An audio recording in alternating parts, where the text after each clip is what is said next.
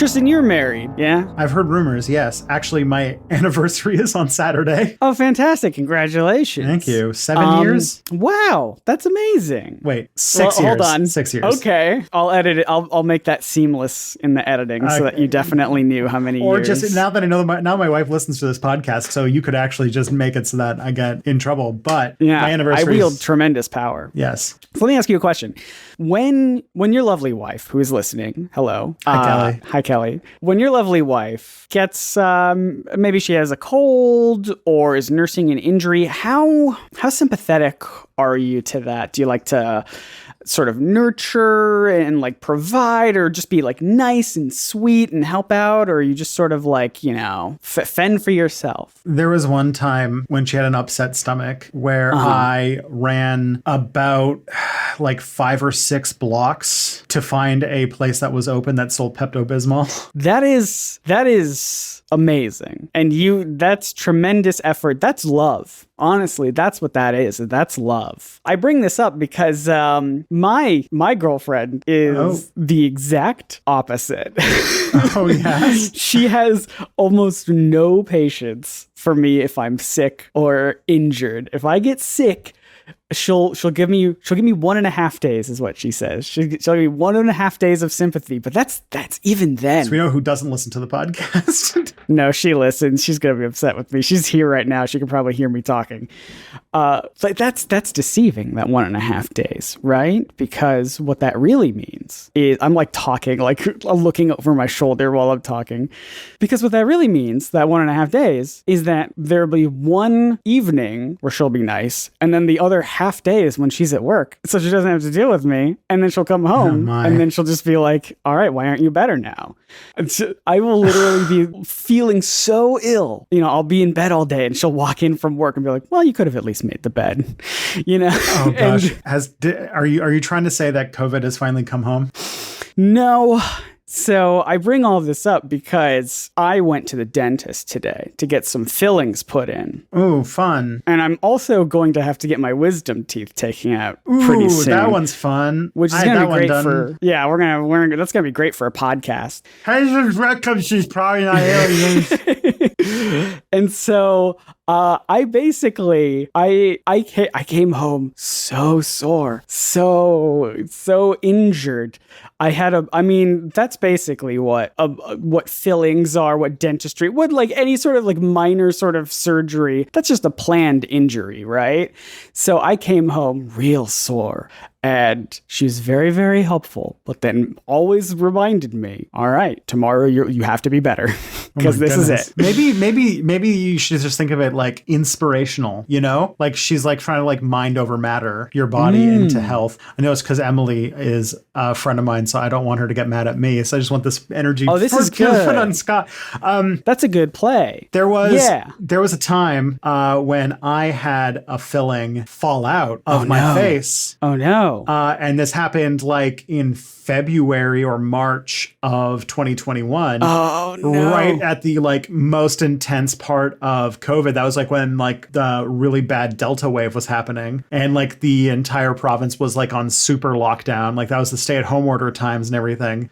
Because Canada didn't have vaccines yet by that point. If you remember, Canada was really delayed on those. That's right, yeah. And so I had to like go, like, if you ever, I don't know what I imagine now, there was nothing special at the dentist, but like I was like going to the dentist was like that scene in E.T. where like the government captures the aliens. Like, everyone's in hazmat suits. Yeah, exactly. Yeah. It was because not only was it like, you know, it was alien. It was like, well, it is alien time, but it is alien time. But it was a situation in which I had to not wear a mask because they had to be tinkering around in my mouth. So they had to basically make the entire room wear a mask.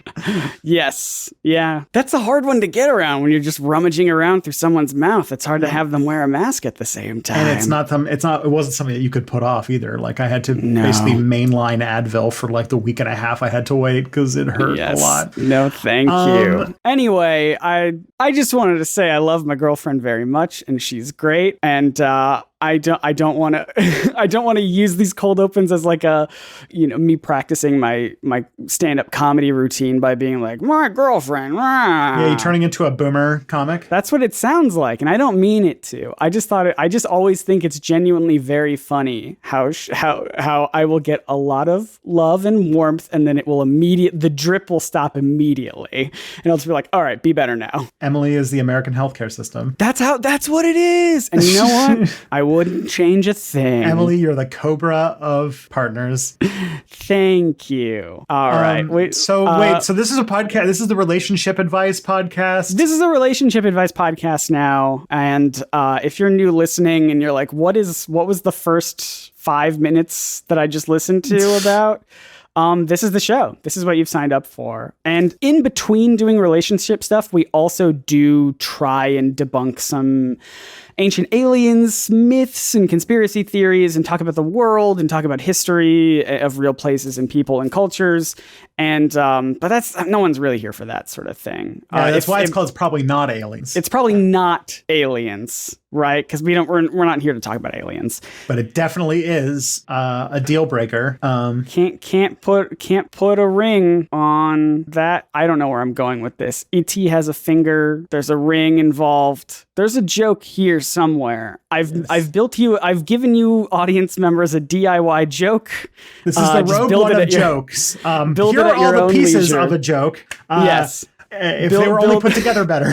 It's an IKEA joke. Hi, my name is Scott. I'm Scott Nicewonder. I'm the person on this podcast who knows nothing. I am here to learn about the fun stuff. About the not problematic stuff. And my name's Tristan Johnson. I know everything about relationships. I know about all relationships. But also, side project, I also do a little bit of research onto weird conspiracy theories and pseudo-history and pseudo-archaeology for this podcast. Yeah. Some would say this was our best intro that we've ever done. Nothing could that one where there's one where we were like a solid 10 minutes in before we even started talking on topic. The Star Wars one, I think that's true. Yeah, there's a lot of we basically made this podcast as an excuse to talk to each other, but it has to be recorded or else it's not content. So what are we talking about today? Okay, so this is a fun one. We talked about this last week and I said I was going to get to it, and then I investigated it. So it's like half grab bag, half not grab bag on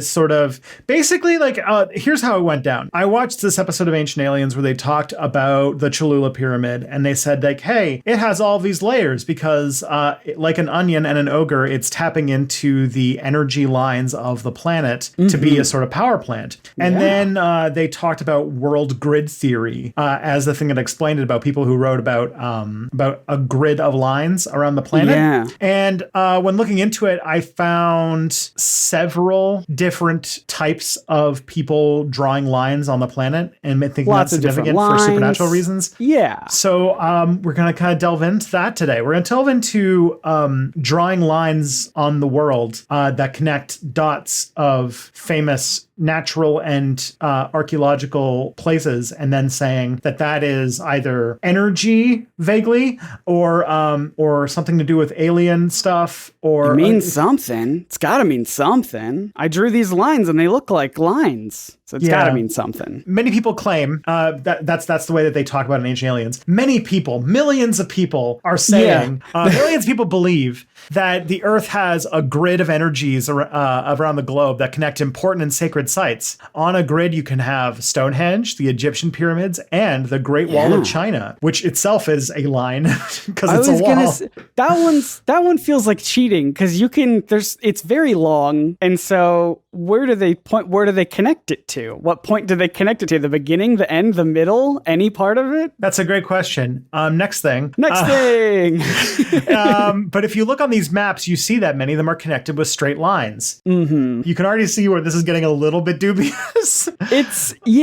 So we'll get to it later, but you've attached an image to this outline, and I'm sure I'll tweet it out. And it doesn't look like there's any rhyme or reason for these shapes. So this is true. Basically, like, are all these monuments and sites built by ancient people with lost knowledge, tapping into unknown earth energies, especially along these quote unquote ley lines. And when that happened, ley lines is this tapping into my mom's new age psychic-y stuff when I was a kid. And I'm like, I remember ley lines. And I'm like, okay, we're going to do ley lines. So today's about ley lines, world grid theory. Is the earth a D20? What is a triangle? Have we rolled in that one? Seems like it. So this is the sort of area we're going into today. Fantastic. This is because we mentioned this a couple episodes back about ley lines, and I thought they were ghost things for some reason, but they're sort of earth energy beliefs. Is world grid theory where ley lines come from? This is where that concept comes from? No, they're actually, I thought they were. And this is the thing. Ancient Aliens sort of doesn't distinguish between the two. I think that they reference the same thing with Cholula in two different episodes. One they call ley lines and one they call world grid theory.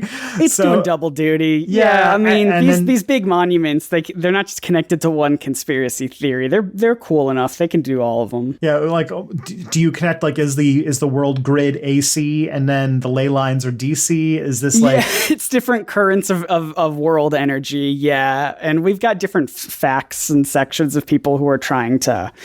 they're trying to debate over it. An elephant was killed in some capacity, but it's all for science. You know that elephant was killed in Canada, and the city where that elephant was killed by, for anyone who doesn't know, Thomas Edison, to show how dangerous alternating current was, electrocuted an elephant to basically undermine Nikola Tesla and his desire to implement alternating currents. But the town where that is has a microbrewery where they make this very nice, very hoppy IPA called Dead Elephant.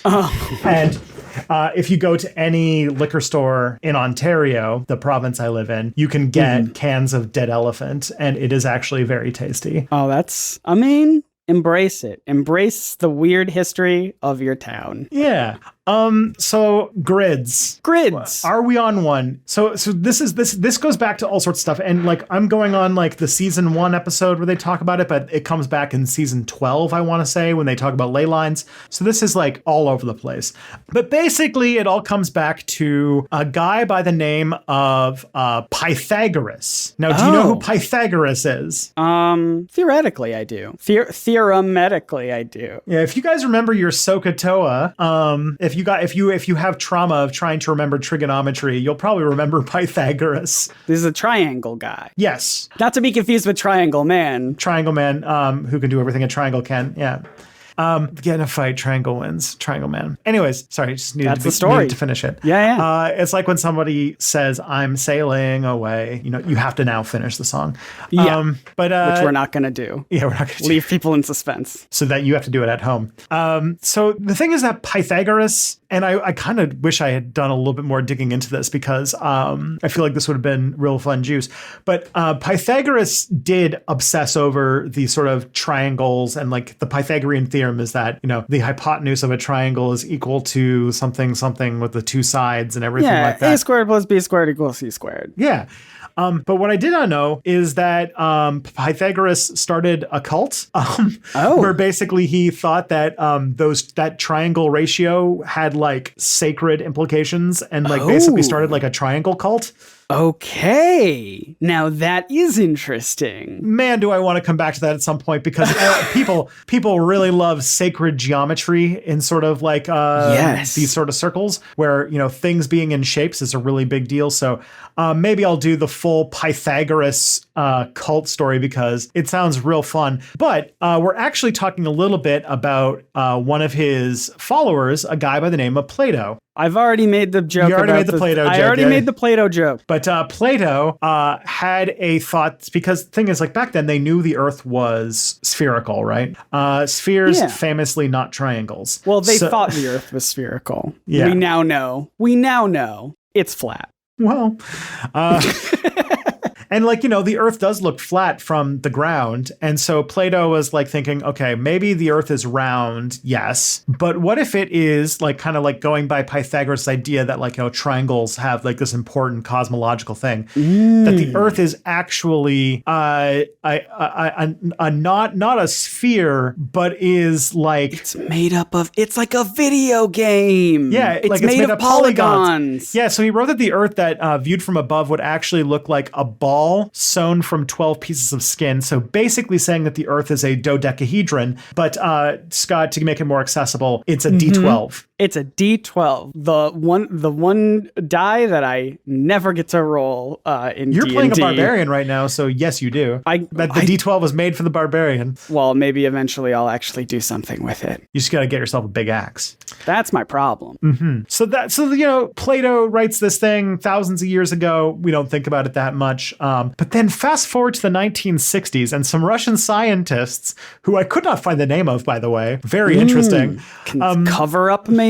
Yeah. They published an article in a popular science journal called Chemia и Zichin, or Zichin. I don't know Russian. But basically wrote an article in that wondering if the world is a giant crystal. Oh. They said that there's nothing to prevent that the Earth is a giant crystal. Okay.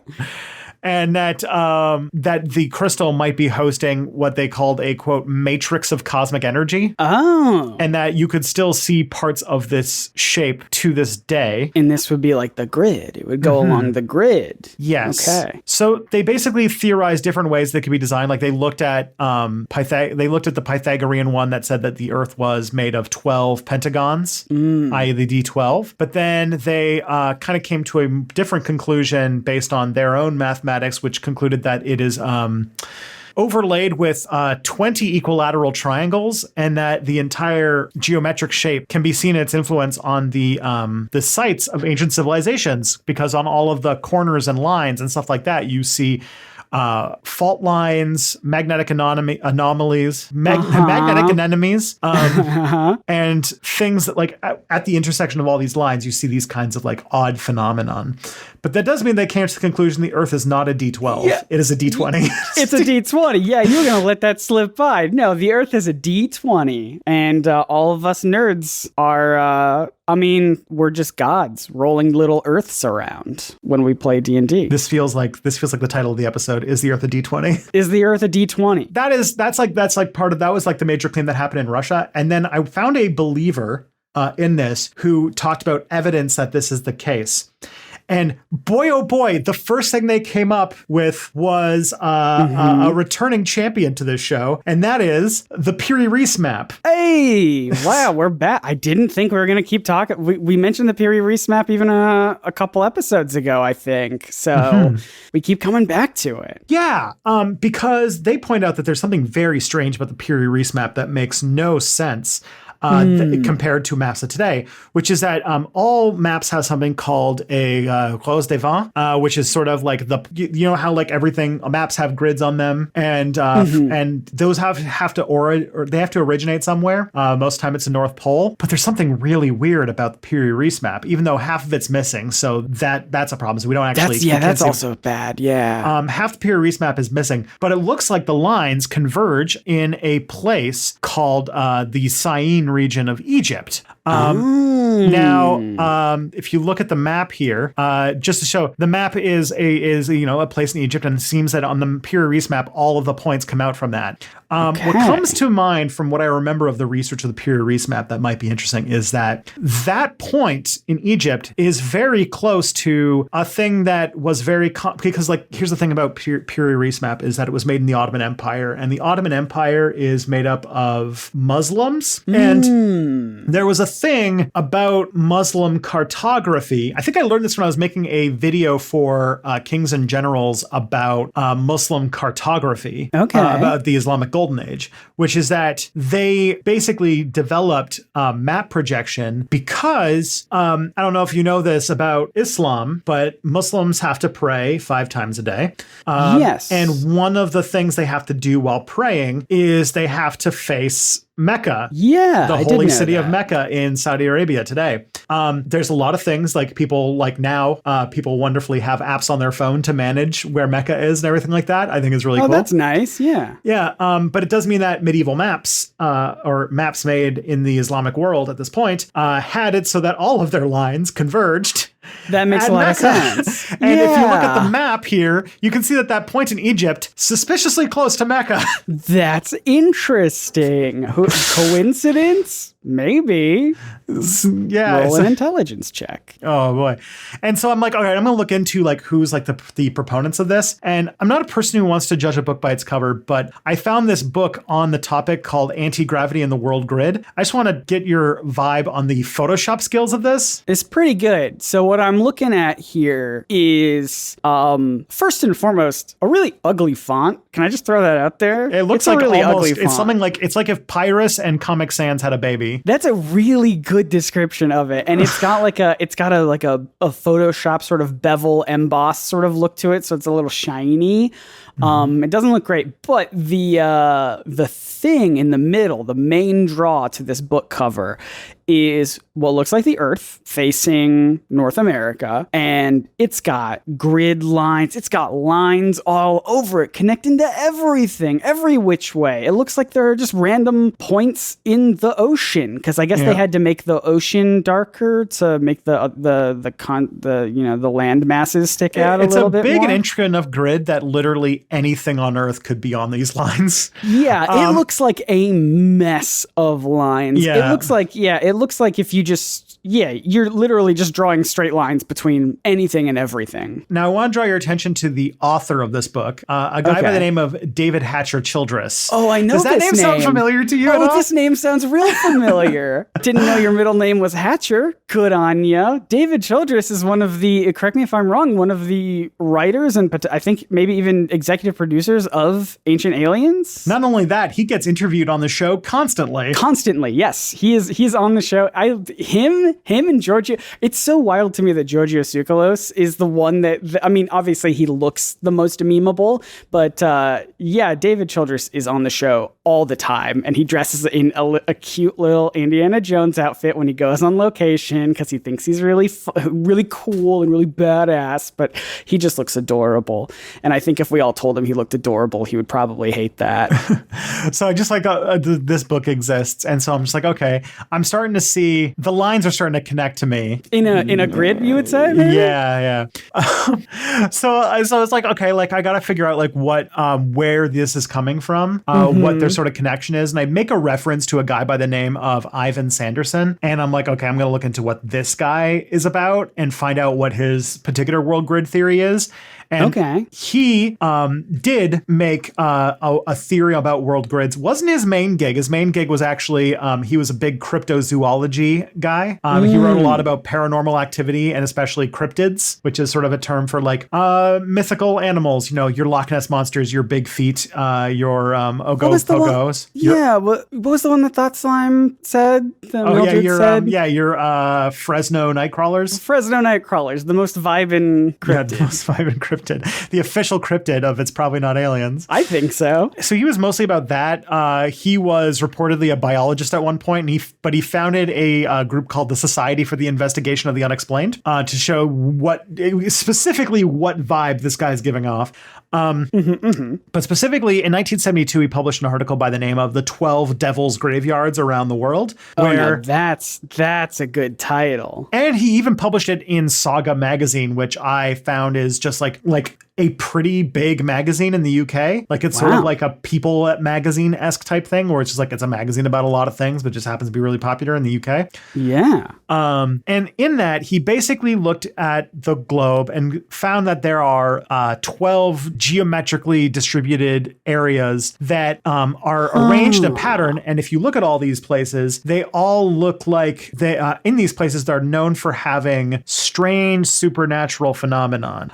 Probably the most famous one that you would know of is the Bermuda Triangle. Oh, of course. Of course. Everyone loves to talk about that one. Yeah, which I think it should be its own episode because they talk about the Bermuda Triangle in the next episode of Ancient Aliens as well. So, oh, yeah, we have to do Bermuda Triangle. Pythagoras would go wild over it. Yeah, because apparently, according to Ancient Aliens, the Bermuda Triangle is where the aliens have their underwater base. So we'll get into that at some point. That's fun. Absolutely. Yeah, but that's for a future episode. Get subscribed. Follow this show. But then he also mapped out and showed that there's a place called the Devil's Sea in the sort of near Japan. And what I cannot find any substance on at this point, the South Atlantic anomaly. So that all of these are all within reach. And then he basically started to pull this into a whole theory that there's these anomalic regions around the Earth that are sort of follow a pattern, and that strange phenomenon happen in them. Things like disappearances, UFO sightings, or poltergeist activity. And what he put together, he called the vile vortex or vile vertices. And there's actually a map here of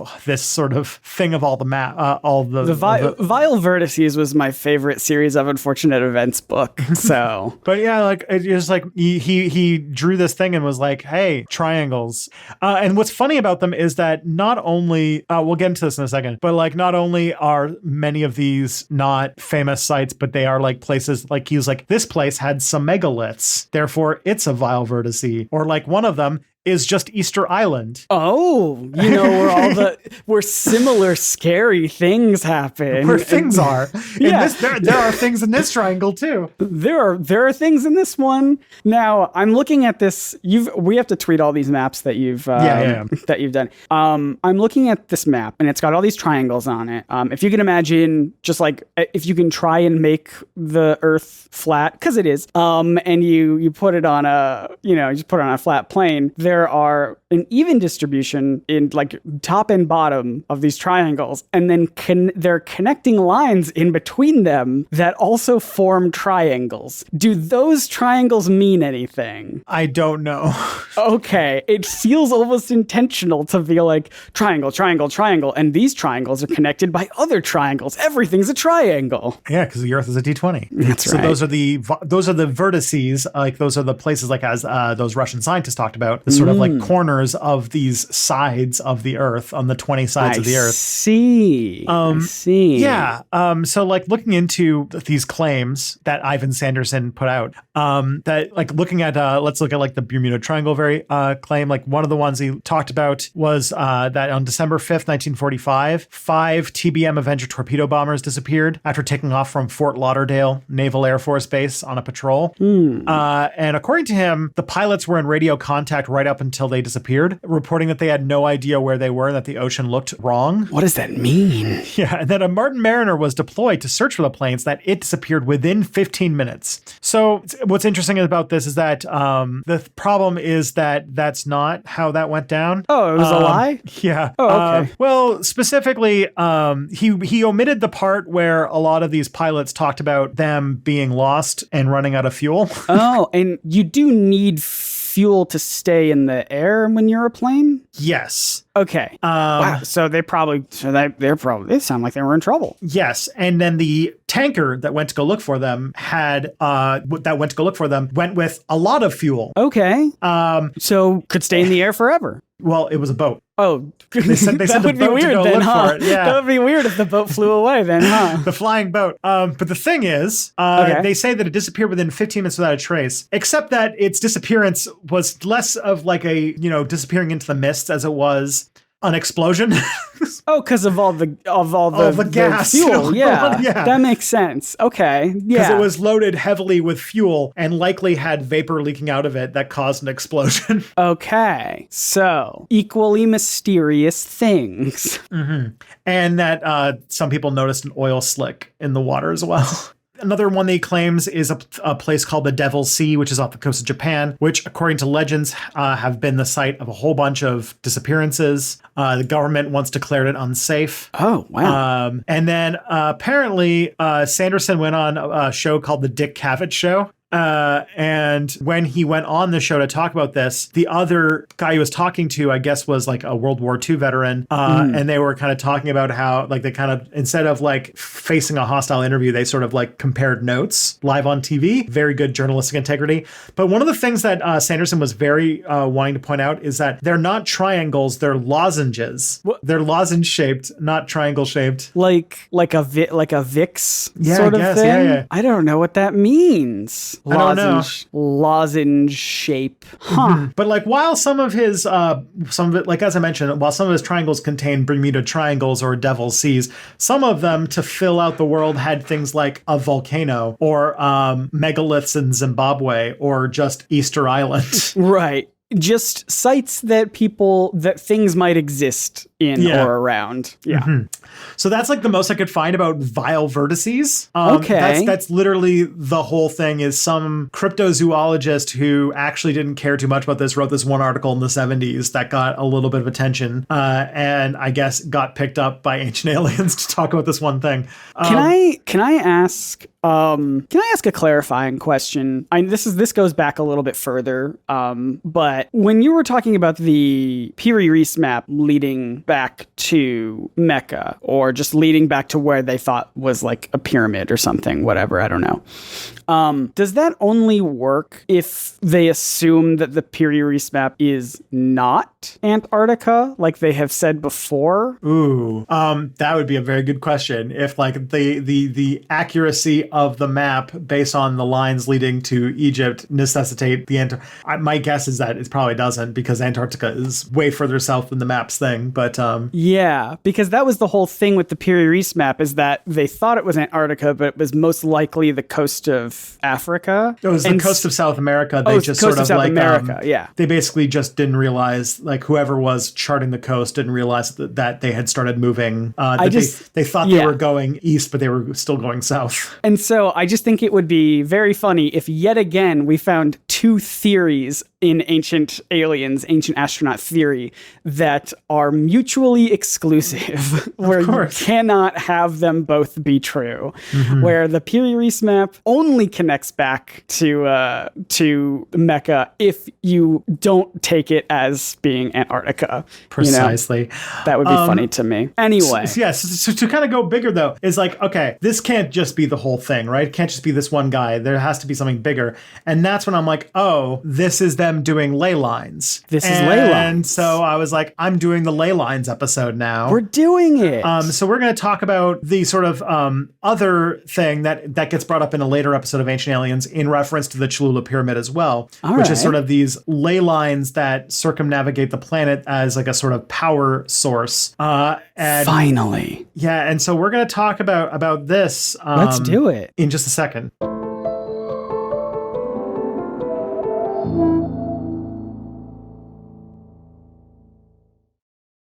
Talk to me about these ley lines. I'm excited. This snuck up on me. I didn't realize this was a ley lines episode. I mean, you said world grid theory, and I was like, okay, this is interesting.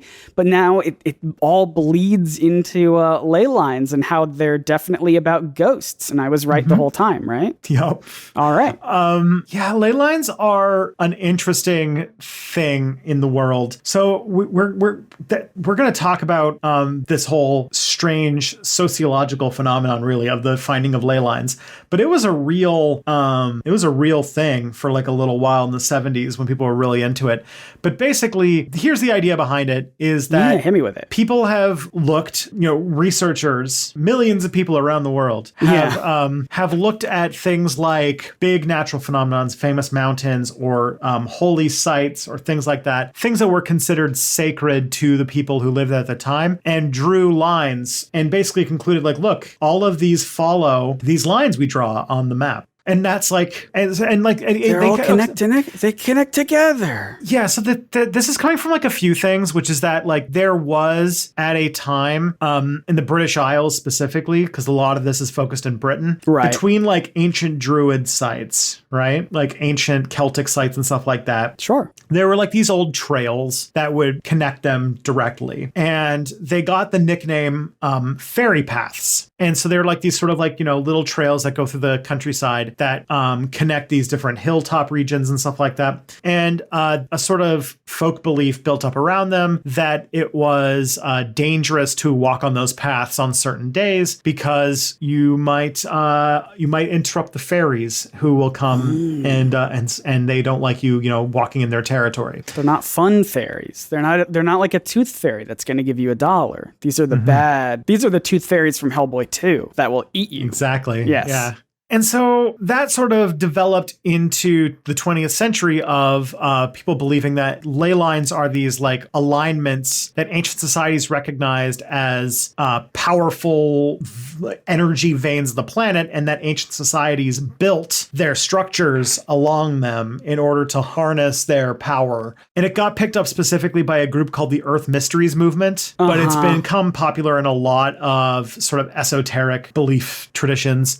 And sometimes the ley lines mean Earth energies, but sometimes they're also guides for alien spacecraft. Right. Yeah. They need that. They need multiple purposes. Yeah. It's very helpful. It's very helpful for the aliens to have that built in. Not pulsars, which would be the more common thing that they will probably use for navigating space. Like, you know how we have GPS? They've got ley lines, and they're way more accurate. It is true. So if the GPS satellites ever go out, then we will find your local ley line. Find your local ley line. Be wary of the fairies. Yeah, beware of the fairies. You just got to go get your dowsing rod, which we're back on that again. It's the greatest hits. This all came together, though, when a book called Skyways and Landmarks came out in 1961 by Tony Wedd, and basically pointed out that he basically believed that a previous person thought of this idea of like lays, and he said that they're real, and that there were ancient markers to guide alien spacecraft visiting Earth.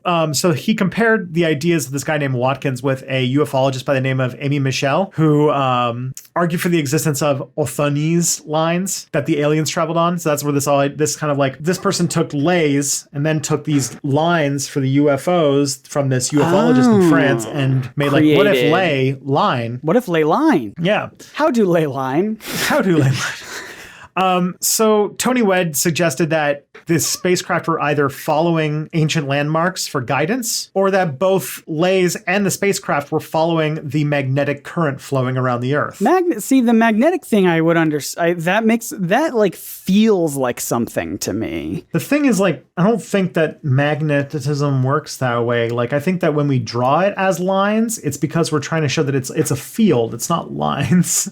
Okay. But that's I don't know. Are you trying to tell me that when nobody knows how magnets work? So. Yeah, when Jack Kirby was drawing X-Men and he was doing Magneto and he made those little magnetic lines, are you telling me that's not an accurate scientific representation of how magnets work? I think it is, but specifically just for Magneto.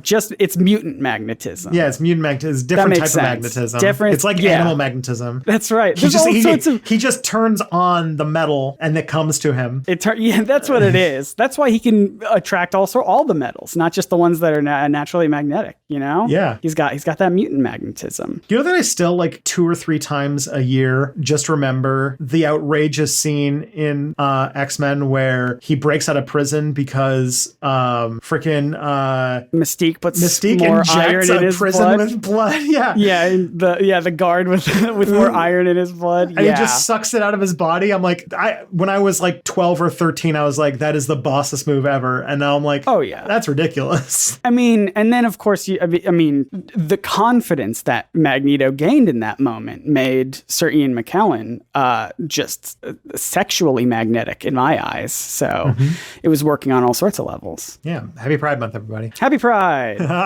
But this idea from Wedd got picked up by a guy named John Mitchell, who made a 1967 book called The Flying Saucer Vision, and that book got really popular. I promoted that basically ancient astronauts are a thing, and that extraterrestrials assisted humanity during prehistory, and that humans worship these entities as gods, and that the aliens left when humanity became too materialistic and technology focused. Which we're going to come into this again and again because the Earth Mysteries movement, which sort of springs out of this, also complains about Earth being too technological and materialistic. I would actually argue that a lot of our problems come from the fact that we're not materialistic enough because we focus more on abstract concepts of how the world should be rather than like whether or not people have food and homes. Maybe a different type of materialistic, but maybe different types. Yeah. So yeah, that humans' materialism is driving us to self-destruction. But that could be prevented though by solving the energy crisis, by reactivating the ancient centers, and that would renew our contact with the aliens. Renewable energy and aliens. So what we need to do is we need to turn on all of the ancient sites like they're like, antenna or something to attract the aliens back. Someone tripped over the earth plug and it got unplugged from the wall outlet and we got to plug it back in. Yeah, you just got to turn the earth off and on again. Yeah, reset the earth. That feels like I'm calling for a mass extinction. I don't want that. I want to be alive. Yes, you just please. gotta reboot the router. It's like anytime the internet goes down, like what's it called? The wire could be like dangling from your house, and it could be like shooting sparks and on fire. And they'll be like, "Did you try turning your modem off and then on again?" So this got picked up by another. Mitchell parroted this in another book in 1969, which is called "The View Over Atlantis," which has been described as the founding document of the modern Earth Mysteries movement. And he mashed together the sort of fairy line thing with a concept from China called Lung Mei, which is a sort of energy line that exists in that. Okay. And that an ancient society that once covered much of the world established the ley lines across the landscape to harness Lung Mei energy.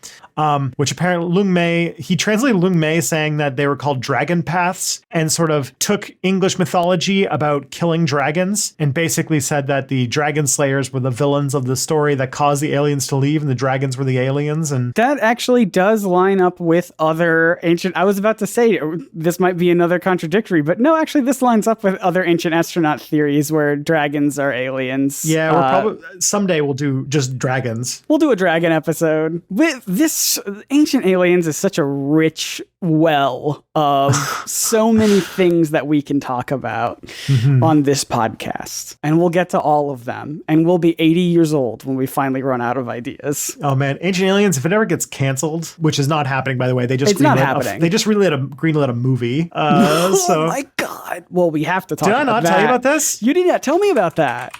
Yeah, 1 second, because because it's being made by the people who made Cobra Kai. Okay. I've heard good things. And it's being made at Legendary. All right. And it's like a narrative thing. It's not just like a bigger episode of their show. I think so.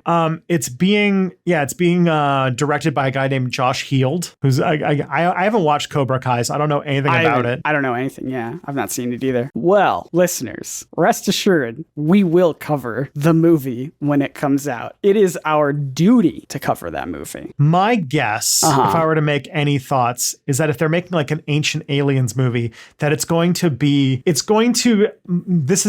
is my like putting the card to my head and guessing. Yes. It's going to be like the movie what was that movie called? The Da Vinci Code, where it's going to be a fictional story, but it's going to it's going to be just bullshitty enough that people are going to think that while the story is fake, the history they're talking about is real. Hey, can I just throw it out there? When that movie comes out, if it gets a lot of press, I think this podcast is going to do pretty good. I think this podcast is going to pop up in a lot of search recommendations. I hope it does. Hey, when that movie comes out, share this show with everyone you know. All right, we got to get back to this topic. We still got a lot to go through. Yeah, it's true. So yeah, Lung Mei lines. So obviously taking a completely different tradition and just translating it and not using any of the cultural context to just be like, yeah, it's all the same thing. It's fine. Dragons. Yeah, dragons are aliens. Yeah. So this book has been described as creating a religious feeling that, while not Christian, was heavily influenced by Christian models, and that it has a sort of evangelical and apocalyptic tone. And apparently in it announces that there's going to be a coming age of Aquarius in which we would restore the ancient wisdom. Roll a wisdom saving throw. And then Mitchell also invents a whole bunch of claims about archaeological evidence to suit his assertions. Mm-hmm. including turning archaeologists into antagonists and seeing them as the personifications of modern materialism. Oh, that's when the show is always like mainstream archaeologists always claim this, but we know the truth. Their PhDs and they're knowing things and their research that is more in depth than what I have done. Their experiments. I read a book and I saw that there were I read a translation of a book and a book in English, and I found the same word in both of them. So, I drew lines between sites of things, and that means something. I'm sure of it. So he basically said this was like a challenge. He published a case study on the West Penwith district of Cornwall, basically like mapping out all the ley lines he believed to be there, and basically said, hey, archaeologists, why don't you go and look and see if you can like find stuff, and even offered to donate a lot of money to charity if they could disprove his claims. So that's fun, especially because like he decided to count things like natural rock formations, and then also claim that like on the same ley lines were things that were from like the medieval age, but also from the Neolithic age and also from the Bronze Age. So there's no real, it doesn't seem like there's any real connecting tissue. There's no qualifications that everything needs to hit. It's sort of just everything.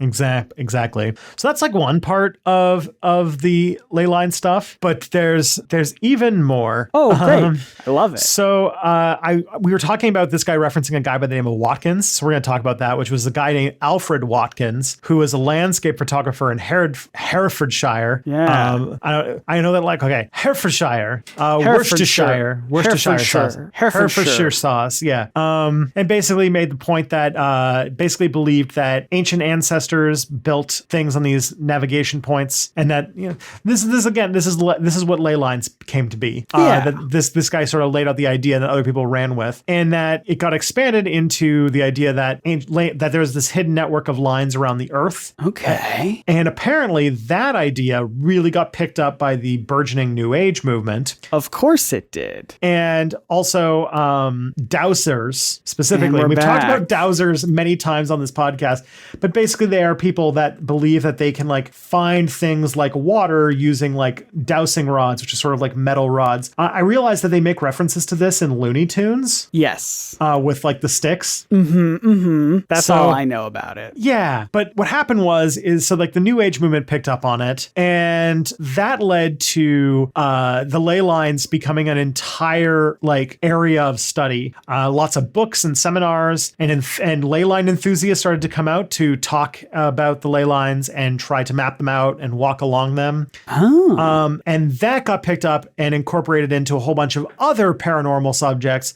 So dowsers got into it, UFO people got into it, obviously. Atlantis people got into it, crop circle people got into it. Yeah, what are crop circles if not round ley lines? Yeah, and even people who are really into numerology really got into it. Of course they did. Because I mean, Pythagoras was there before it was cool. Yeah. Like numerology, I don't think we've talked about it on the show yet. It's basically like people who do divination using like numbers, like the amount of letters in your name, or like the letter, like the letter in the alphabet you are, and all that kind of stuff. Like they use that kind of stuff as like a form of like horoscopes and stuff like that. Is that, you know how you got that? What's that thing called where you've got the piece of paper and you do, and I'm trying to mime it, but I don't know what it's like called. Those like paper cones that you make with your hands. The paper cones that you do. What are they called? Where someone says pick a number and you fold it a certain number of times in your fingers. God. I'm doing the miming so hard and I can't even describe. You know what I'm talking about. And then you do it enough and then you open it up and it's got your fortune or whatever. Yeah. But I also know that numerology is kind of like a big deal in a lot of, this will also like show the same seed everyone's working in. It's very big in Kabbalah and a lot of Jewish mysticism stuff. Numerology shows up in a lot of like Jewish mysticism. So that plays a big role. There's some people who think that like 666, the number of the beast in the Bible, was a reference to the Roman Caesar at the time. Okay. So because of the using the numbers to represent his name or something like that. Oh, hey, I looked it up. I thought this is what they were called, but I didn't know if it was like a colloquial thing, and it still might be. The things that I was describing is a cootie catcher. Did you know that? Have you heard that term? No. It might be a colloquial thing, but cootie catchers, that's numerology. Should we see, like, I always think of cool merch ideas that would be literally impossible to make feasibly. But yeah, the what's it called? The It's Probably Not Aliens cootie catcher. We can make a digital template. Yeah, that could just be a PDF that you can print out. Yeah. That's a free thing we can give away. That'd be fun. That's true. That's true. Let us know if you actually want us to do that. And what it would actually have in it. and tell us at Probs Not Aliens on Twitter.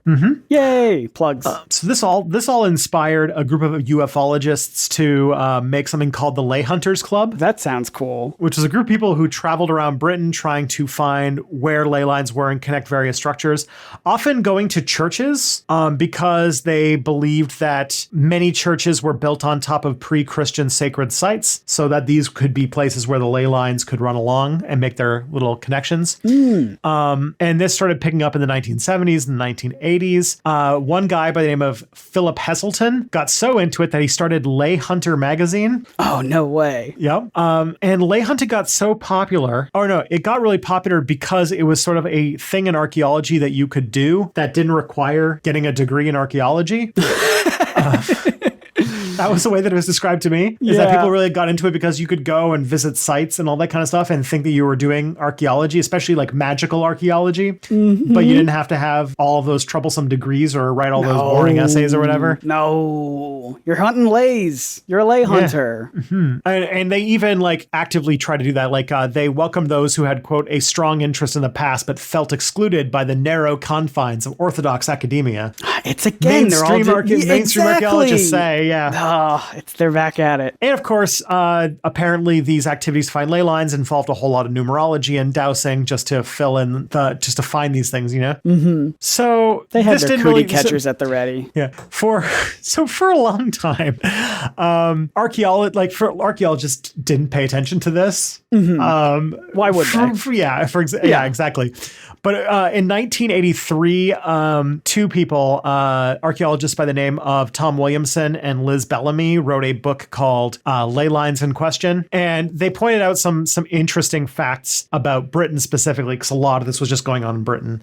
They pointed out things like the British landscape is covered in historic monuments, and that it would be statistically unlikely that any straight line could be drawn across the landscape without passing through several of these sites. So it's just so dense. Yeah. Makes sense. If you've ever been to the UK, I've only been once. And there's a lot of you can just like be in a bar and they'll be like, oh yeah, this bar was started in the year 982 AD, and I'm like, oh, okay. Oh, that's old. Yeah, wow. Yep. Run by the original staff still. You just pan over to see skeletons clinking beer glasses, beer mugs together. Having. Yeah. I want to be a skeleton. Yeah, a drunk skeleton? Who wouldn't want to be that? They also pointed out that a lot of ley hunters would say that certain sites were from the Neolithic age, and so they were roughly from the same time, but they were from like extremely different ages. They would say things that were like from the Iron Age were Neolithic. They would say stuff from the Medieval Age was Neolithic. They were just either making stuff up or getting stuff wrong. Yeah, it turns out that this is why you get degrees in archaeology when you study it. Makes sense. But yeah, the overall message was that ley lines had no basis in empirical reality. And this divided the ley hunter community. Some thought that some moved in the sort of more esoteric direction and said, well, ley lines are not empirically provable, but that you can't prove it with evidence because it's a spiritual matter. You know, this is a faith thing. This is a religious, spiritual thing. And that archaeologists are just being narrow-minded about what they believe reality is. Interesting tactic, yeah. The other people in the community believed that archaeologists were just being closed-minded and that they just needed to go and find enough data to convince them that this was a real thing. Do it harder. Okay. Which they believe, which is interesting because apparently this movement was always torn between this sort of like rationalist side and this mystic side. Yeah. And this sort of really split the movement. Yeah. Is it a tangible thing? Is it a spiritual thing? Ley lines started to greatly decrease in popularity to the point where Ley Hunter magazine actually ceased publication in 1999. In the last edition of it, the editor wrote that basically the idea of ley lines was dead. Brutal. Yeah, but belief in ley lines still exists among some esoteric groups. The belief that there are ancient earth energies has basically become a mainstream part of the New Age movement in Europe and America, to the point where it's almost like a tenet of their religious beliefs, and that really there is nothing to convince them that ley lines are hokum because it's just part of their faith now. Sure. Also in the 70s and 80s, the neo-pagan movement, which are sort of people trying to reinnervate sort of old European religions from the pre-Christian times. Ley lines sort of fed into a lot of their stuff, and so a lot of like modern day druids believe in ley lines, especially because Stonehenge is like one of like the ley line places. Yeah. Big stones, how'd they get there? I don't know. Ley lines. Yeah. And also in Seattle, a group of dowsers called the Geo Group basically plotted out what they thought were the ley lines across the city. And it all connected back to Starbucks. That's so weird. And what do they have? A siren on their cup. Is this some sort of mythical sea creature they're trying to tell us about? What are they up to? What do they know? I found out embarrassingly recently that that's a reference to Moby Dick. Oh, yeah? I believe. I think, Starbuck is a character in Moby Dick. Tells you what I know. Let me just make sure that I am right on that. I know it's a reference to a book. I think it's Moby Dick. Yes, yeah. The first mate of the Pequod is named Starbuck. Well, it took me until embarrassingly more recently to learn that because you just told it to me right now. Yeah, so there you go. Starbucks possibly traces its name to Moby Dick, the whale book, and is possibly where all the ley lines converge in Seattle. According to Geo Group, this project to map out all the ley lines in Seattle was made Seattle the first city on Earth to balance and tune its ley line system. And this got controversy because this little project received $5,000 from the Seattle Arts Commission. So the taxpayers paid for that one. Oh boy. And it received a little bit of criticism because it was quote unquote a waste of money. We did it. We found all of the lines. All right, cool. Now what? Now we go home. Yeah, we did it. We did it. High five. Good job. We drew them out, which means we'll have more energy now. Just like the energy I get from a Starbucks espresso. It was all sponsored by Starbucks. Everything. It all traces back. Yeah, I went to a Starbucks today. Starbucks, eat fresh. That's them. I had a latte. A lot of what? Lot of coffee. A lot of coffee. Anyway, we gotta keep going. Just we're losing it. We're losing the momentum. We're losing the steam. We're losing the steam, unlike the steamed milk on top of my frothed espresso drink that I got at Starbucks. Are we actually sponsored by Starbucks now? Okay. No, but if you do work at a Starbucks, unionize because that's happening. Baby. Yeah. But yeah, you won't find discussion of ley lines in a geography or a geology textbook because they're not real. Scientists can find no evidence that ley lines are a thing. They can't be detected by anything like a magnetometer. The only people who have been able to detect them have been doing so either using dowsing rods or by sensing their energy. So there's that. Also, a lot of ley line experts can't agree on which sites count, which should be considered data points or not. They choose some of the obvious ones like Stonehenge, the Great Pyramids, Machu Picchu, and such. But at a smaller local or regional level, it's really anybody's game. Like, how big of a hill does it have to be an important hill so that it's a ley line? Or which making mountains at a molehill? Yeah. So we can't be doing that. Specifically, yeah. Or like what well wells are old enough to be important so that they can be a ley line too? No, they have to be old, right? They can't be. They can't just be like a new thing. Like I can't build. I can't build something. Yeah, I can't build a house. The ancient people had to build it to harness its energy, basically, right? Right. But the thing is that also means that they are choosing which data points they're going to include or omit, which allows you to basically come up with any pattern you want. And I found this one person who was kind of rebuking it by making a ley line through London by mapping out pizza restaurants in the city and was able to find like a ley line of pizza restaurants through London. Well, I think that just means pizza's magical, and we all knew that. Yeah. But yeah, there's like tens of thousands of data points around the globe of things that are considered ley lines. And because of that, they can really be put anywhere and fit anything. Even places like castles, churches, mounds, stones, wells, crossroads, even some forests can be counted among these things. In fact, there are so many points that by chance alone, connecting them will form straight lines and make significant patterns. And in one article I read, they did point out that the Great Wall of China, as one of them, is thousands of miles long. This is what I was saying. There are many parts of the wall that could connect with many imaginary lines drawn across the globe. That's what I said. I'm a genius. Yeah. So in a way, a good analogy is that ley lines exist in the same way that astrological constellations do. You can draw or imagine lines connecting certain stars from the horns of the Taurus constellation, right? Or like, the Libra or the Big Dipper. That doesn't mean that those points are there to make that pattern. I'm sorry to any. I know that it's actually kind of mean to talk about anything debunking astrology during Pride Month, but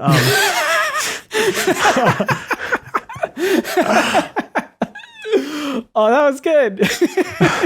But, just drawing random lines between things because our brains like to make shapes and patterns does not give them any sort of actual significance. The way the stars are grouped and patterned, even though and also their distance in relation, because some are way further away from each other, it's just from our perspective. Yeah. So it's all arbitrary and artificial, and it's not guided by anything natural. Our brains just love to find faces and patterns in everything. Yes. We love connecting the dots. I mean, that's like a school game that you do. Connect the dots. We're trained. Yeah. Or indoctrinated, some would say. Mainstream archaeologists trying to make us all think it was a game when it's actually real. You also will see some patterns in ancient sites because they're not based on ley lines, but many of them are built because of practical considerations. Like they would build a building close to a place where they could get the materials to build that building. That kind of thing. Makes sense. Yeah. And also that a lot of them, while they said a lot of these were built because they knew where the ley lines were, but as I mentioned, also gets included a lot of natural things. Like Mount Everest is considered part of a ley line thing, but nobody built Mount Everest.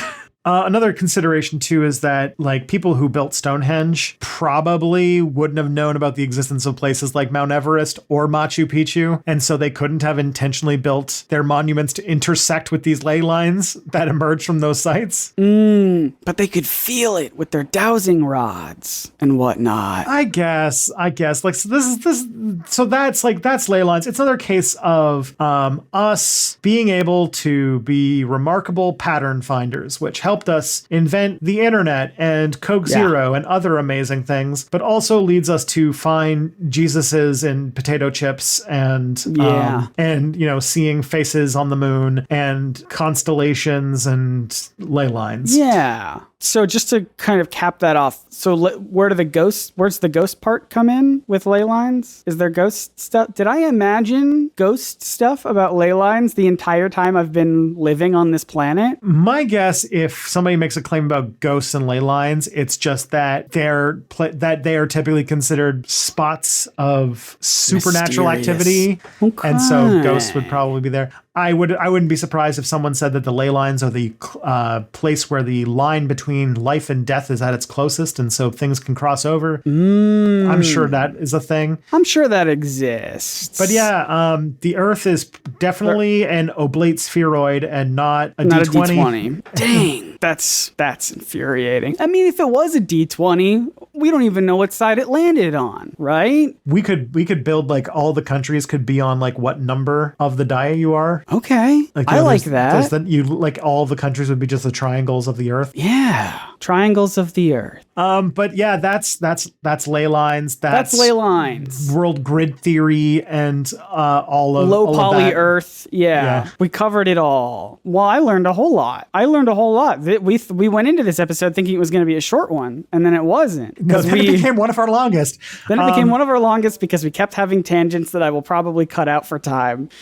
But hey, what happens, Tristan? What happens if someone rolls a D20? If they're rolling an investigation check and they get a nat 20, what do they learn? They learn that if you were to go to @ProbsNotAliens on Twitter, you can get Scott's wonderful interactions with our community and all sorts of fun bits about the show and the making of the show. And you're allowed to tweet, Tristan. Yeah, it doesn't have to be just me.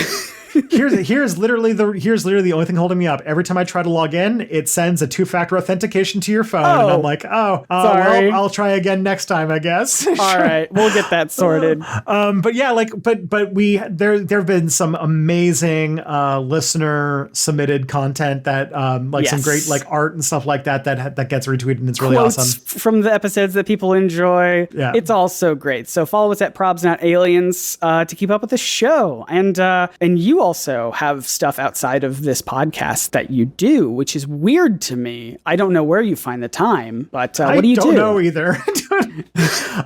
But yeah, I run a YouTube channel called Step Back, where I make content about the past and its significance for understanding today, usually in a context of the United States, because that's actually my like area of expertise. I just have a video that came out today that is about cops. Spicy one, but way out of the topic of this podcast. Just ballpark it. What do we think of cops? Good, bad? A lot of them are secretly members of right-wing terrorist groups. Okay, gonna have to check out that video. We'll have links in the description. You can find me. I also have a YouTube channel. It's called Nerdsync, Nerdsync. I make video essays about nerdy things that I'm into: comics, cartoons, superheroes, movies. I also am like dipping my toe into the YouTube commentary space. I made a video sort of reacting to the announcement of the new HBO Max Velma show. I'm a huge Scooby-Doo fan. My audience loves my Scooby-Doo hot takes. And that video is doing real good, so I need to do more commentary stuff. Watch out, Danny Gonzalez. I'm coming for your throne. Not really. And yeah, you can find that links in the description as well. What else can people do? What else can people do to support the show? Oh, to support the show. I thought you meant just in general. Just in general. If you could list like 10 to 20 things. You can breathe, metabolize. Cool. Those kinds of things are really good. But if you want to help the show. To help us specifically. Specifically, podcasts grow through two major things. One, whatever sort of podcatcher you're watching this on, if it has some sort of rating feature or review feature, giving us, 5-star thumb up or whatever, and leaving a comment about, why this show is valuable to you. That really, really helps. That really is how podcasts spread. Yeah, because we can't wait. We can't just sit around waiting for the Ancient Aliens movie to come out. In the meantime, we still got to keep growing. Exactly. Another way that you can do it is the most ancient way of spreading information, word of mouth, telling your friends, telling your, showing people. I know a lot of people who have taken up an interest in UFOs recently because of all the stuff that's going on in Congress. So if people are interested in that kind of talk and, you're having the UFO talk, you can be like, hey, there's a podcast I listened to that's about like kind of alien stuff. Maybe you'd be interested. That really helps. You'd be surprised how much that is really the engine on how these kinds of things grow. So all of that greatly appreciated. Do we have to do an episode about that news? Maybe I should. Maybe once it's like, cover something topical. Yeah. I'll take a look into it and see if there's anything worth jiving about. But you can tell if you're telling friends, then a great place to send them even is probsnotaliens.com. It's got links to everything. You can listen on all the podcast platforms, including YouTube, where it's you can subscribe over there. I'm giving you get all the calls to actions. You get it. You know how the internet works. You can find us and find our show and listen and learn. But friends, that's all for today. Just remember, the truth is out there, Probably.